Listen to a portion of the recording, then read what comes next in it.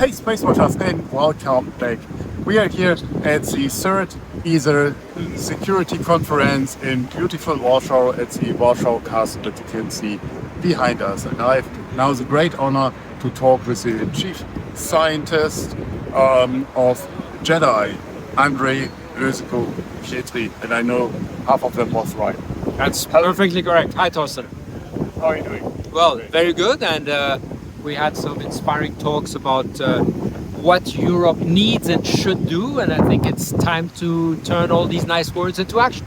Absolutely. Tell us first of all, because I just introduced you to JEDI. Yeah. What is JEDI, or as I would call it, JEDI? JEDI, JEDI is the Joint European Disruptive Initiative.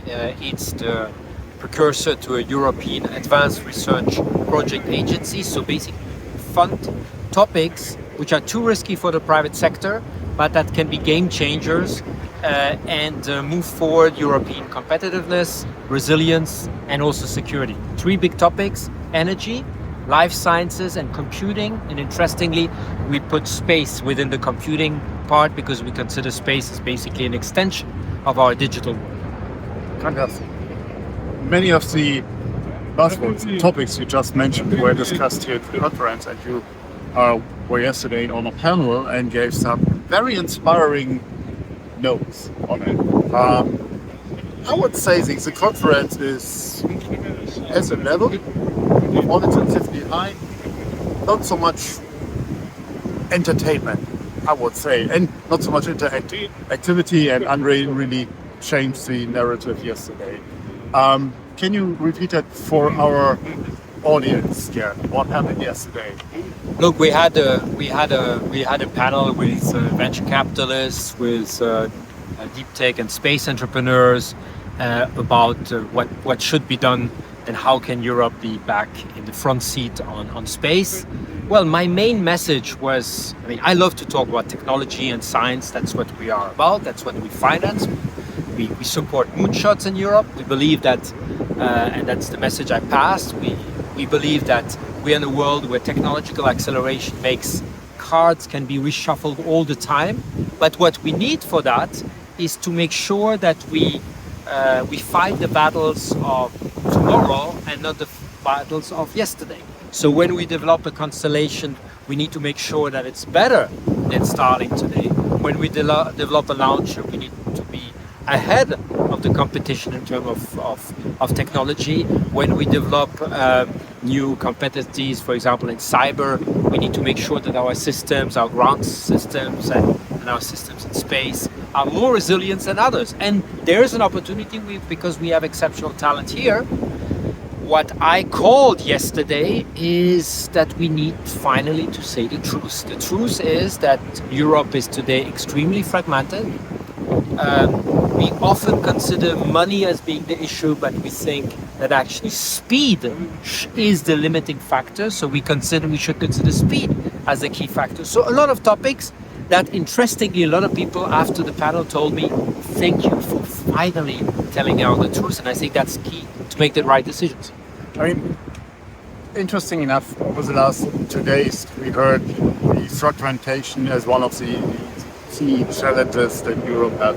Not so much the money is there, Europe has enough of it, and the talent. But my question now to you, going to the next level, so how are we doing it? What is the holy grail for doing so?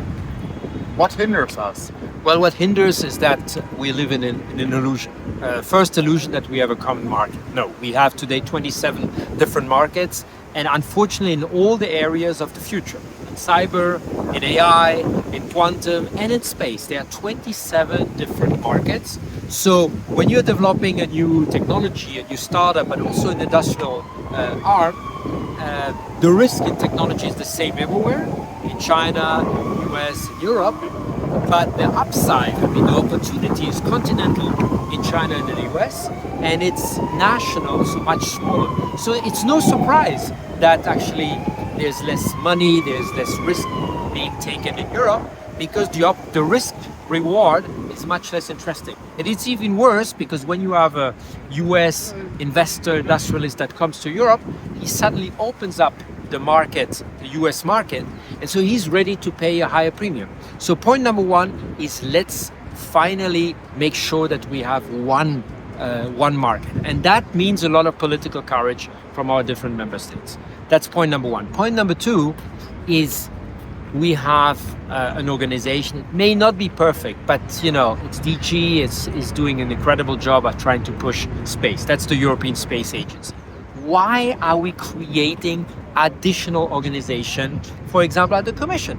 I mean, right now we have ESA, which is running European space. We have OISPA, who is running that from the Commission. Some people would even say we have two OISPAs because we have one in Brussels and one in Prague. So basically, we have three organizations doing more or less the same. Let's put our energy behind one. As you called yesterday, it's a spaghetti organization. It's a spaghetti organization, and so it's extremely. So we are really shooting ourselves in the foot. I mean, we are a little bit lucky that currently the US are shooting themselves big time in the foot too. But we should use this opportunity to move forward. Then secondly, let's also call a spade a spade. Last year there were 263 orbital launches, only 3 come from Europe. So no, we are not delivering. We are doing a lot of good efforts. Everybody is well intended, but we need not to use the money invested as the indicator of performance. We need now to show impact. And it's really important that our democracies show that they're able to do these big bets. I think we need to have this spirit of conquest again and invent the future, because otherwise I think what our citizens are feeling in space and in a lot of technology topics is that other people are setting the agenda for us. That needs to change. I'm very hopeful, provided we stop the illusion and we go into action. Let's talk more action. What JEDI will do on its part is to make sure that we invent the technologies of the future. I don't want to talk. I mean, I do want to talk further with you on that, but I think for today you inspired us with your statements, and I leave it with our audience right now. With that, thank you for your time, and SpaceWatch out.